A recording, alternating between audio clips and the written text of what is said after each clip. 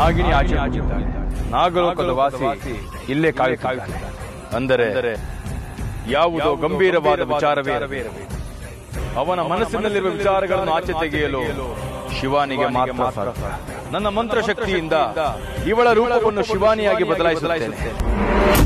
ಆನಂತರ ಅವನ ಮನಸ್ಸಿನ ಮಾತು ನಿನಗೆ ಸಂಪೂರ್ಣವಾಗಿ ಅರ್ಥವಾಗುತ್ತದೆ.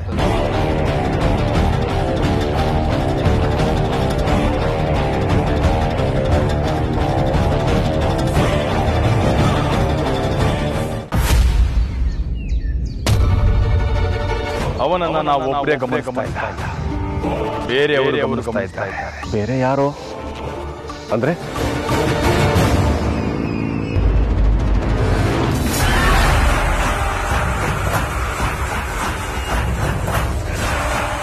ಕೃಷ್ಣ ಮತ್ತು ದಾಕ್ಷಾಯಿಣಿ.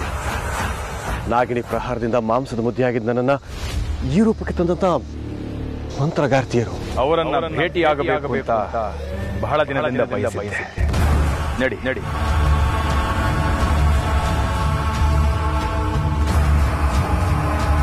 ದಾಕ್ಷಾಯಿಣಿ, ಕೃಷ್ಣೆ, ಇವರು ನಮ್ಮ ಗುರುಗಳು, ತಕ್ಷಕ ಮಹಾಸ್ವಾಮಿಗಳು ಅಂತ.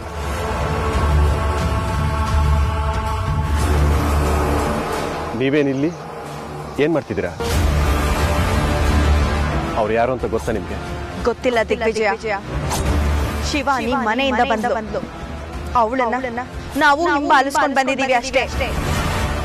ಬಂದವಳು ಇವನ್ ಜೊತೆ ಮಾತಾಡ್ತಾ ಇದ್ಲು. ಏನ್ ಮಾತಾಡ್ತಿದ್ರು? ಅವರ ಮಾತಿನಲ್ಲಿ ಸ್ಪಷ್ಟತೆ ಇರಲಿಲ್ಲ. ಆದರೆ ಅವರು ನಾಗಲೋಕದ ನಾಗಮಣಿಯ ಬಗ್ಗೆ ಪ್ರಸ್ತಾಪ ಮಾಡುತ್ತಾ ಇದ್ದರು. ಇದ್ದಕ್ಕಿದ್ದ ಹಾಗೆ ಶಿವಾನಿ ಅಲ್ಲಿಂದ ಹೋದಳು. ಅವರು ಅವಳಿಗೋಸ್ಕರ ಅಲ್ಲಿ ಕಾಯುತ್ತಾ ಇರುವ ಹಾಗಿದೆ. ಇಬ್ಬರು ಚಿರಪರಿಚಿತರು. ಯಾವುದೋ ಉದ್ದೇಶಕ್ಕೆ ಅವರು ಇಲ್ಲಿಗೆ ಬಂದಿದ್ದಾರೆ. ಆದರೆ ಇವನು ಇವಳನ್ನು ಕರೆಸಿದ್ದಾನೆ ಎಂದು ಅವರ ಮಾತಿನಿಂದ ಸ್ಪಷ್ಟವಾಯಿತು. ಆದರೆ ಏನು ವಿಚಾರವೆಂಬುದು ನಮಗೆ ಅರ್ಥವಾಗಲಿಲ್ಲ. ನಾಗಿನಿ ಆಚೆ ಹೋಗಿದ್ದಾಳೆ. ನಾಗಲೋಕದ ವಾಸಿ ಇಲ್ಲೇ ಕಾಯುತ್ತಿದ್ದಾನೆ. ಅಂದರೆ ಯಾವುದೋ ಗಂಭೀರವಾದ ವಿಚಾರವೇ ಇರಬೇಕು.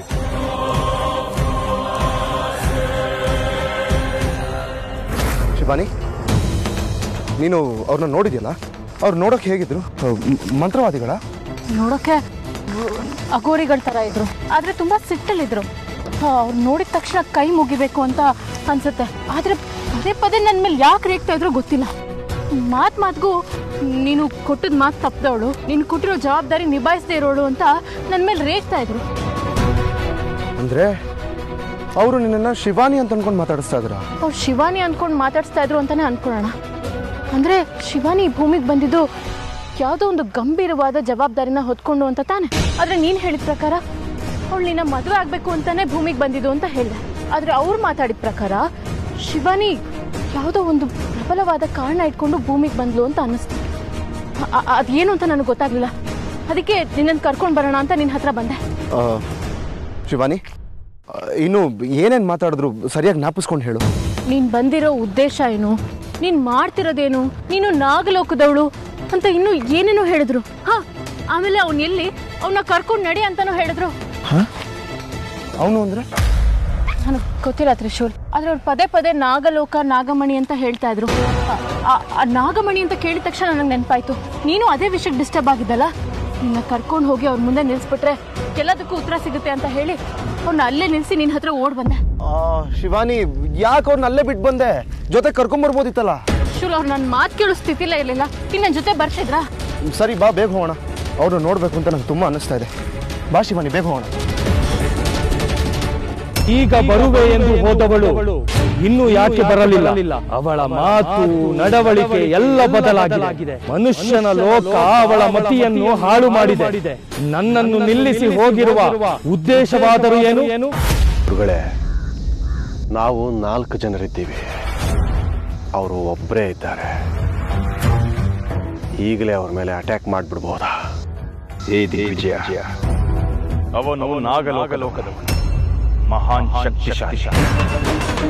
4 ಜನರಲ್ಲ, ಒಂದು ಮಹಾ ಪಡೆಯನ್ನು ತೆಗೆದುಕೊಂಡು ಹೋದರೂ ಅವನನ್ನು ಎದುರಿಸುವುದು ಸುಲಭವಲ್ಲ. ಉಪಾಯವಾಗಿ ಏನಾದರೂ ನಾವು ಮಾಡಬೇಕು.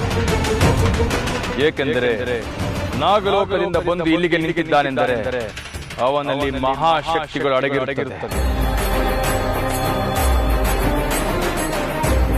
ಅದೇನು ಅಂತ ತಿಳಿಯದೆ ನಾವು ಮುಂದುವರಿಯುವುದು ಬಹಳ ತಪ್ಪು. ಹಾಗಾದ್ರೆ ಏನ್ ಮಾಡೋದು? ನಾಗಲೋಕದವರ ಗುಣ ಏನೆಂದರೆ ಅವರು ಎಲ್ಲರ ಬಳಿ ಎಲ್ಲಾ ವಿಚಾರಗಳನ್ನ ಚರ್ಚೆ ಮಾಡುವುದಿಲ್ಲ. ಯಾರ ಬಳಿ ಬೇಕೋ ಅವರ ಬಳಿ ಮಾತ್ರ ಗಂಭೀರವಾದ ವಿಚಾರಗಳನ್ನ ಚರ್ಚೆ ಮಾಡುತ್ತಾರೆ. ಅವನ ಮನಸ್ಸಿನಲ್ಲಿರುವ ವಿಚಾರಗಳನ್ನು ಆಚೆ ತೆಗೆಯಲು ಶಿವಾನಿಗೆ ಮಾತ್ರ ಸಾಧ್ಯ. ಆದ್ರೆ ಶಿವಾನಿ ಇಲ್ಲಿಲ್ಲವಲ್ಲ.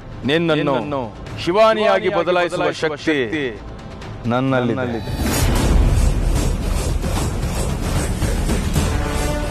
ಗುರುಗಳೇ ಏನು ಹೇಳ್ತಿದ್ದೀರಾ? ಹೌದು, ನನ್ನ ಮಂತ್ರ ಶಕ್ತಿಯಿಂದ ಇವಳ ರೂಪವನ್ನು ಶಿವಾನಿಯಾಗಿ ಬದಲಾಯಿಸುತ್ತೇನೆ.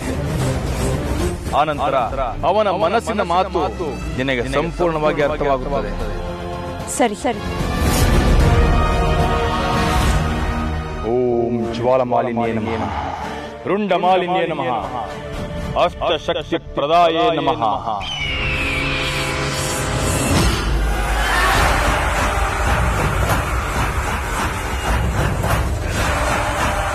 ಹೋಗು, ಈಗಲೇ ಹೋಗಿ ಅವನ ಬಳಿ ಮಾತಾಡು. ಅವನ ಮನಸ್ಸಿನದೇನಿರುವುದನ್ನು ತಿಳಿದುಕೋ. ಆಗಲಿ.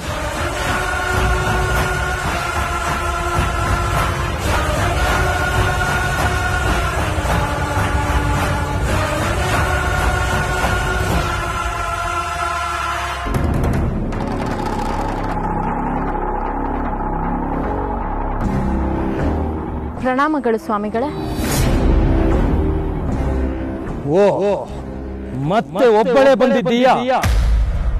ಅವನನ್ನು ಕರೆದುಕೊಂಡು ಬರುತ್ತೀಯಾ ಅಂದುಕೊಂಡಿದ್ದೆ. ಇದೇನು ನೀನೊಬ್ಬಳೇ ಬಂದಿದ್ದೀಯಾ? ನಿನ್ನನ್ನೇ ಕೇಳ್ತಾ ಇರೋದು, ಉತ್ತರ ಕೊಡೋ ಶಿವಾನಿ. ಅದು ಸ್ವಾಮಿಗಳೇ, ಅವನು ಇರ್ಲಿಲ್ಲ, ಅಂದ್ರೆ ಅವ್ನು ನನಗೆ ಸಿಗ್ಲಿಲ್ಲ, ಅದಕ್ಕೆ ಒಬ್ಳೆ ಬಂದೆ. ಮುಖ್ಯವಾದ ವಿಚಾರ ಗೊತ್ತಾಗಿದೆ ಸ್ವಾಮಿಗಳೇ. ನೀನು ನಿನ್ನ ಜವಾಬ್ದಾರಿ ಮರೆತು ವರ್ತಿಸುತ್ತಿದ್ದೀಯಾ? ಇದರಿಂದ ಕೆಟ್ಟ ಪರಿಣಾಮ ಎದುರಿಸಬೇಕಾಗುತ್ತದೆ. ಸ್ವಾಮಿಗಳೇ, ಅರ್ಥ ಮಾಡ್ಕೊಳ್ಳಿ. ನಾಗಮಣಿ ಇದೇ ವಿಚಾರ ಆಗ ಕೇಳಿದಾಗ ಏನೂ ಗೊತ್ತಿಲ್ಲದಂತೆ ನಟಿಸಿದೆ. ಈಗ ನಾಗಮಣಿಯ ಬಗ್ಗೆ ಮಾತನಾಡುತ್ತಿರುವೆ. ಹಾ ಸ್ವಾಮಿಗಳೇ, ಅದು ವಿಷಯ ಏನು ಅಂದ್ರೆ, ನೀವು ನನ್ನ ಹತ್ರ ಮಾತಾಡ್ಬೇಕಾದ್ರೆ ದೂರದಲ್ಲಿ ಯಾರೋ ನಿಂತು ನನ್ನ ಗಮನಿಸ್ತಾ ಇದ್ದಾರೇನೋ ಅಂತ ಅನ್ನಿಸ್ತಾ ಇತ್ತು. ಅದಕ್ಕೆ ಏನು ಗೊತ್ತಿಲ್ಲದಿರೋ ಥರ ನಾಟಕ ಮಾಡಿದೆ ಅಷ್ಟೆ. ಬನ್ನಿ ಸ್ವಾಮಿಗಳೇ, ನಾಗಮಣಿ ಇರೋ ಜಾಗ ನನಗೆ ಗೊತ್ತಾಗಿದೆ, ಕರ್ಕೊಂಡು ಹೋಗ್ತೀನಿ. ನೀನು ನುಂಗಿದ ನಾಗಮಣಿ ಇನ್ನೆಲ್ಲೋ ಇದೆ ಅಂದ್ರೆ ನಿನ್ನನ್ನೇ ಕೇಳ್ತಾ ಇರೋದು ಶಿವಾನಿ. ಅದು ಸ್ವಾಮಿಗಳೇ, ಕಾರಣಾಂತರಗಳಿಂದ ನಾಗಮಣಿನ ಒಂದು ಕ್ಷೇಮವಾಗಿರೋ ಜಾಗದಲ್ಲಿ ಬಚ್ಚಿಡೋ ಪ್ರಸಂಗ ಬಂತು. ಅದಕ್ಕೆ ಅದನ್ನ ಅಲ್ಲೇ ಇಟ್ಟಿದ್ದೀನಿ. ನೀವು ಬಂದ್ರೆ ನಾಗಮಣಿ ಇರೋ ಜಾಗ ತೋರಿಸ್ತೀನಿ. ಅಲ್ಲಿ ಹೋಗಿ ಮಿಕ್ಕಿದ್ ಮಾತಾಡೋಣ. ಬನ್ನಿ.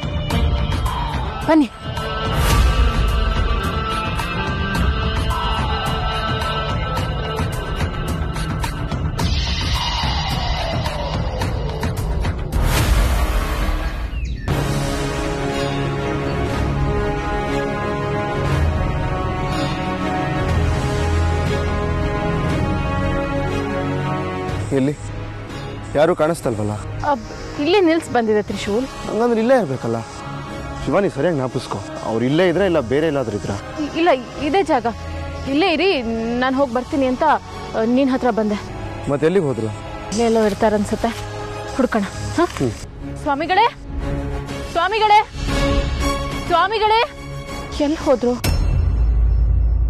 ಸ್ವಾಮಿಗಳೇ, ಏನ್ ಶಿವಾನಿ, ಎಲ್ಲೂ ಕಾಣಿಸ್ತಾ ಇಲ್ಲ. ಅವ್ರು ನನಗೆ ಸಿಕ್ಕಿದ್ರೆ ನನ್ನ ಗೊಂದಲಗಳೆಲ್ಲ ಪರಿಹಾರ ಆಗ್ತಾ ಇತ್ತು. ನಿನ್ನ ಗೊಂದಲಗಳಿಗೆ ಮಾತ್ರ ಅಲ್ಲ ತ್ರಿಶೂಲ್, ನನ್ನ ಗೊಂದಲಗಳಿಗೂ ಉತ್ತರ ಸಿಗ್ತಾ ಇತ್ತು. ದಿನದಿಂದ ದಿನಕ್ಕೆ ನಾನೇ ಎಲ್ಲ ಅಂತ ಅನ್ಸಕ್ ಶುರುವಾಗಿದೆ.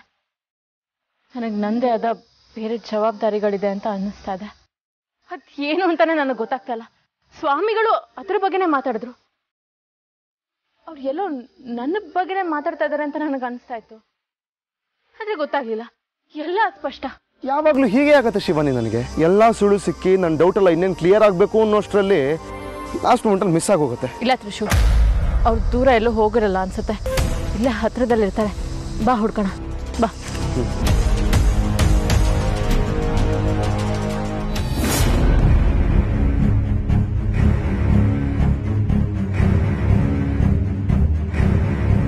ಶಿವಾನಿ, ಎಲ್ಲಿ ಕರ್ಕೊಂಡು ಹೋಗ್ತಿದ್ಯಾ?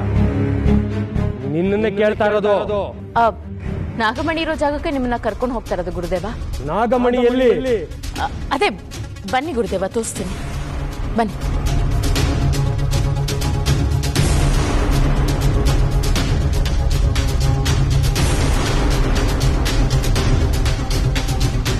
ಗುರುದೇವ, ಅಲ್ಲಿ ನೋಡಿ ನಾಗಮಣಿ.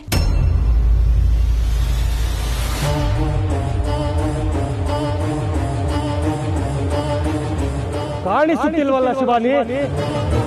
ಅಲ್ಲೇ ಇದೆ ಗುರುದೇವ, ಸರಿಯಾಗಿ ನೋಡಿ.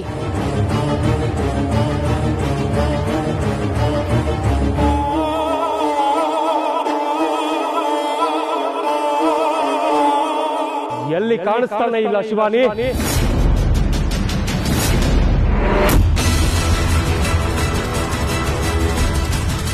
ಶಿವಾನಿ, ತಪ್ಪು ಮಾಡ್ತಾ ಇದೆಯಾ ಶಿವಾನಿ? ಯಾಕಂದ್ರೆ ಬೇರೆ ದಾರಿ ಇರ್ಲಿಲ್ಲ, ಇದೇ ಸರಿಯಾದ ದಾರಿ ಅನ್ಸ್ತು, ಅದಕ್ಕೆ ಬಂದಿಸ್ತೆ. ನೀನು ಶಿವಾನಿ ಅಲ್ಲ, ನಾಗಲೋಕದ ಯಾರು ಕೂಡ ಹೀಗೆ ಮಾಡುವವರಲ್ಲ. ನನ್ನನ್ನು ನಂಬಿಸಿ ಈ ರೀತಿ ಮೋಸ ಮಾಡುತ್ತಿರುವೆ ಅಲ್ಲ, ಯಾರು ನೀನು? ಯಾರು ನೀನು ಹೇಳು. ನಾನು ಶಿವಾನಿ, ನಾಗಮಣಿಗೋಸ್ಕರ ಬಂದವಳು. ಗೊತ್ತಿದೆ ತಾನೆ? ಗೊತ್ತಿದ ಮೇಲೆ ಯಾಕೆ ಬಂಧಿಸ್ತಾ ಇದೀಯಾ? ನಿಮ್ಮನ್ನ ಈಗ ಬಂಧಿಸದೆ ಹೋದ್ರೆ ಮುಂದೆ ನನಗೆ ಕಷ್ಟ ಆಗುತ್ತೆ. ನಿಮ್ಮನ್ನ ಹಾಗೆ ಬಿಟ್ರೆ ನನ್ನ ಪ್ರಾಣಕ್ಕೆ ಅಪಾಯ. ಅದಕ್ಕೆ ನಿಮ್ಮನ್ನ ಶಾಶ್ವತವಾಗಿ ಬಂಧಿಸಬೇಕು ಅಂತ ಇಲ್ಲಿ ಕರ್ಕೊಂಡು ಬಂದೆ. ತಪ್ಪು ಮಾಡ್ತಾ ಇದೆಯಾ ಶಿವಾನಿ? ಮನುಷ್ಯ ಲೋಕದ ಸುಖಗಳು ಕ್ಷಣಿಕ. ಅದಕ್ಕೋಸ್ಕರ ಈ ರೀತಿಯ ಕೆಲಸ ಮಾಡಿದರೆ ದೊಡ್ಡ ಅನಾಹುತನೇ ಆಗುತ್ತೆ. ನನಗೆ ಈ ಲೋಕನೇ ಇಷ್ಟ ಆಗಿದೆ ಗುರುದೇವ. ನಾಗಗಳ ಸಹವಾಸಕ್ಕಿಂತ ಮನುಷ್ಯರ ಸಹವಾಸ ಚೆನ್ನಾಗಿದೆ. ಎಂತ ಘೋರ ತಪ್ಪು ಮಾಡ್ತಿದ್ಯಾ? ನಿನಗರಿವಿದ್ಯಾ? ಆದಿಶೇಷನ ಕರ್ಕೊಂಡು ಬರ್ತೀನಿ ಅಂತ ಭೂಲೋಕಕ್ಕೆ ಬಂದು ಹೀಗೆ ಮಾಡ್ತಾ ಇರೋದು ಸರಿಯೇ? ಆದಿಶೇಷ ನಿನ್ನ ಈ ಬದಲಾದ ಗುಣವನ್ನು ನೋಡಿದ್ರೆ ಸುಮ್ಮನೆ ಇರೋದಿಲ್ಲ. ಅವನು ನಾಗಲೋಕಕ್ಕೆ ನಿಷ್ಠೆಯಾಗಿರೋನು, ನಿನ್ನ ಹಾಗಲ್ಲ. ಅವನಿಗೂ ಇದೇ ಇಷ್ಟ ಆಗುತ್ತೆ ಬಿಡಿ ಗುರುದೇವ. ಇಲ್ಲ, ಆದಿಶೇಷ ನಿನ್ನ ಹಾಗಲ್ಲ. ಆದಿಶೇಷ ಮತ್ತೆ ಆ ವಿಚಾರವನ್ನು ನನ್ನ ಬಾಯಿಂದ ಕೇಳಬೇಕೆಂಬ ದುರಾಂಕಾರವೇ? ನೀನು ಯಾರನ್ನು ವರಿಸಿದೆಯೋ ಅವನೇ ಆದಿಶೇಷ.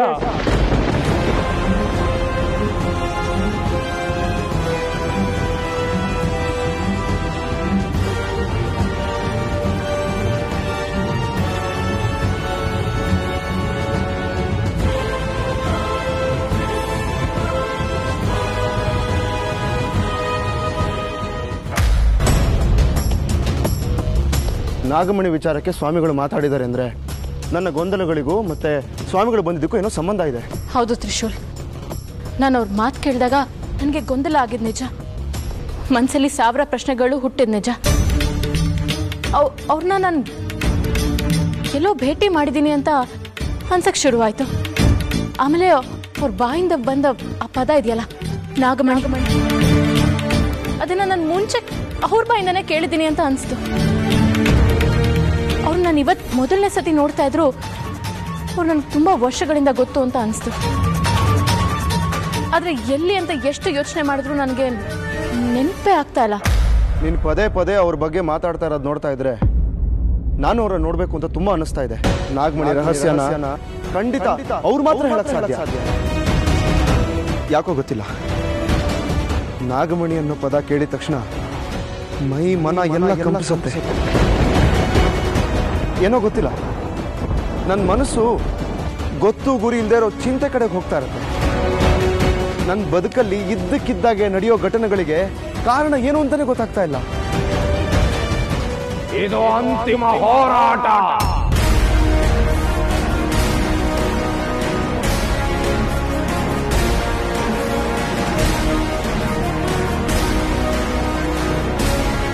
ಇದು ಅಂತಿಮ ಹಂತ, ಅಂತಿಮ ಯುದ್ಧ, ಅಂತಿಮ ಹೋರಾಟ.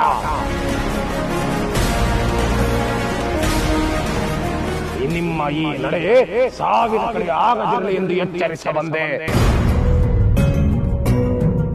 ನಿಮ್ಮ ಸುತ್ತ ವೈರಿಗಳ ಪಡೆ ಇದೆ ಎಂದು ಪುನರುಚ್ಚರಿಸ ಬಂದೆ. ಸ್ವಾಮಿಗಳೇ, ನಾವಿಬ್ರು ಇವಾಗ ಹುಡುಕಾಟದಲ್ಲಿದ್ದೀವಿ. ನಮ್ಮಿಬ್ರಿಗೆ ಇವಾಗ ನಿಮ್ಮ ಸಹಾಯ ತುಂಬಾ ಮುಖ್ಯ. ನಿಮ್ಮಿಂದ ಮಾತ್ರ ಸ್ವಾಮಿಗಳೇ ನಮ್ಮ ಗೊಂದಲ ಎಲ್ಲ ಪರಿಹಾರ ಆಗೋದಕ್ಕೆ ಸಾಧ್ಯ. ಇಂಥ ಸಮಯದಲ್ಲಿ ನೀವು ನಮ್ಗೆ ಆಶೀರ್ವಾದ ಮಾಡ್ಬೇಕು ಸ್ವಾಮಿಗಳೇ. ನಾವಿಬ್ರು ಬೇರೆ ಬೇರೆ ಆಗಿ ಹೋಗ್ಬೇಕಾ? ತಪ್ಪು.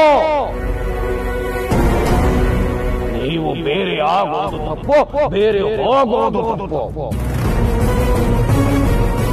ನಿಮಗೆ ಅಪಾಯ ಕಾದಿದೆ, ಸಾವು ಮುಂದಿದೆ.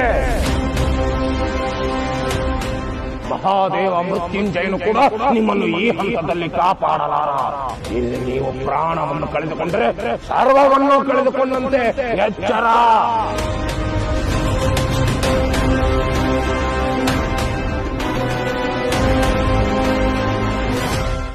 ಮಾನವ ಲೋಕದ ಕ್ಷಣಿಕ ಸಂತೋಷಕ್ಕೆ ಆಸೆ ಪಟ್ಟು ಇಂಥ ಕೆಲಸ ಮಾಡ್ತಿದ್ಯಾ ಶಿವಾನಿ? ಬದುಕಲಿ ಬರೀ ಕ್ಷಣಿಕಗಳೇ ಇರುವಾಗ ಆ ಕ್ಷಣಗಳನ್ನ ಸಂತೋಷದಿಂದ ಅನುಭವಿಸ್ಬೇಕು ಅನ್ನೋದು ನನ್ನ ಭಾವನೆ. ನಾನು ಮತ್ತೆ ತ್ರಿಶೂಲ್ ಮರಳಿ ನಾಗಲೋಕಕ್ಕೆ ಬರೋದಿಲ್ಲ. ನಾವು ಈ ಪ್ರಪಂಚದಲ್ಲೇ ಇರಬೇಕು ಅಂತ ನಿರ್ಧಾರ ಮಾಡ್ಬಿಟ್ಟಿದ್ದೀವಿ. ನನಗೆ ನಿನ್ನ ತ್ರಿಶೂಲ್ಗೆ ಯಾವ ರೀತಿಯ ತೊಂದರೆ ಯಾರಿಂದ ಆದ್ರೂ ನಾನ್ ಸುಮ್ಮನೆ ಇರೋದಿಲ್ಲ. ನೀನು ದೊಡ್ಡ ತಪ್ಪು ಮಾಡ್ತಾ ಇದೀಯ ಶಿವಾನಿ. ನೀನು ಮಾಡ್ತಾ ಇರೋದು ಸರಿಯಲ್ಲ. ನೀನು ಒಂದು ಜೀವಿ ಅಲ್ಲ, ಒಂದು ಲೋಕದ ಪ್ರತಿನಿಧಿ. ಆ ಲೋಕವನ್ನು ಶೋಕದ ಲೋಕ ಮಾಡಿದ್ರೆ ನಿನ್ನ ಬದುಕು ಸರ್ವನಾಶ ಆಗಿ ಹೋಗುತ್ತೆ ಶಿವಾನಿ. ಗತಿ ಸಿಕ್ಕದ ನಿನ್ನ ಆತ್ಮ ಅನಂತ ವಾಯುವಿನಲ್ಲಿ ಅಲೆದಾಡುತ್ತೆ. ಅದಕ್ಕೆ ಅವಕಾಶ ಮಾಡಿಕೊಡಬೇಡ. ನನ್ನ ಮಾತು ಕೇಳು. ಇದರಿಂದ ಯಾರಿಗೋಸ್ಕರ ಇಲ್ಲಿಗೆ ಬಂದೆಯೋ ಅವರ ಮೃತ್ಯು ಕೂಡ ಆಗುವ ಸಾಧ್ಯತೆ ಇದೆ. ಇಲ್ಲ ಇಲ್ಲ, ನನ್ನ ಆದಿ ಸ್ಟೇಷನ್ಗೆ ಏನಾದ್ರೂ ತೊಂದರೆ ಆದ್ರೆ ಯಾರನ್ನು ಸುಮ್ಮನೆ ಬಿಡೋದಿಲ್ಲ. ಎಲ್ರೂ ಎಲ್ಲದನ್ನು ಸರ್ವನಾಶ ಮಾಡ್ಬಿಡ್ತೀನಿ. ಕ್ಷಮೆ ಇರ್ಲಿ ಗುರುಗಳೇ. ನೀವಿಲ್ಲಿಂದ ಒಂದು ಹೆಜ್ಜೆ ಕೂಡ ಕದಲೋ ಹಾಗಿಲ್ಲ. ಅಯ್ಯೋ ಮೂರ್ಖ ಹೆಣ್ಣೆ, ನಾನು ನಾಗಲೋಕದ ರಾಜಗುರು. ನಿನ್ನ ಹಾಗೆ ಸಹಸ್ರ ಜನ ಬಂದರು ನನ್ನನ್ನು ಏನು ಮಾಡಲು ಸಾಧ್ಯವಿಲ್ಲ. ನಿನ್ನ ಮನಸ್ಸಿನ ದುಷ್ಟ ಚಿಂತನೆಗಳನ್ನು ತಿಳಿಯೋದಕ್ಕೆ ಇಷ್ಟೊತ್ತು ಸುಮ್ಮನಿದ್ದೆ. ನನ್ನ ಕೈಲಿ ಶಕ್ತಿ ಇಲ್ಲ ಅನ್ನೋ ಕಾರಣಕ್ಕಲ್ಲ. ಓಂ ನಮಃ ಶಿವಾಯ.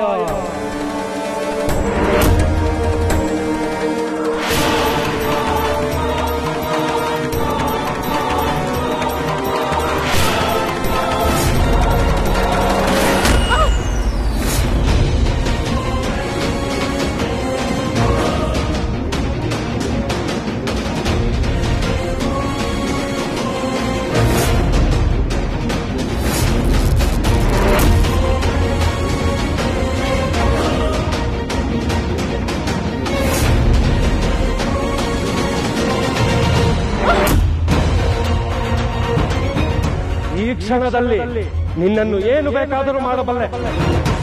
ಆದರೆ ಎಲ್ಲವನ್ನು ಕ್ರಮಬದ್ಧವಾಗಿ ಮಾಡಬೇಕು.